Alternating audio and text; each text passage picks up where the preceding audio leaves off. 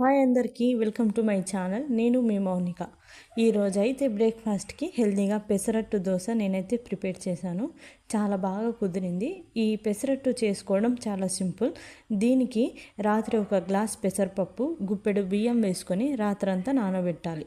ఉదయాన్నే దీంట్లో అల్లం, పచ్చిమిర్చి, జీలకర్ర, ఉప్పు వేసుకొని బరగ్గా గ్రైండ్ చేసుకుంటే పెసరట్టు బ్యాటర్ రెడీ అయినట్టే. దీన్ని వేడి వేడి పెనం మీద పలచగా పెసరట్టు వేసుకొని సన్నగా తరిగిన ఉల్లిపాయలు, పచ్చిమిరపకాయలు, కొత్తిమీర వేసుకొని ఒక సైడ్ మాత్రమే కాల్చుకొని ప్లేట్లో సర్వ్ చేసుకొని తింటే వేడి వేడి పెసరట్టు రెడీ అయినట్టే. నేనైతే దీన్ని చికెన్లో తిన్నాను, చాలా టేస్టీగా ఉంది. మీరు కూడా ఒకసారి ఈ రెసిపీ ట్రై చేసి చూడండి. చాలా హెల్తీ బ్రేక్ఫాస్ట్. మీకు ఈ రెసిపీ నచ్చినట్లయితే లైక్ చేయండి. మరిన్ని కొత్త రెసిపీస్ కోసం నా ఛానల్ని సబ్స్క్రైబ్ చేసుకోండి.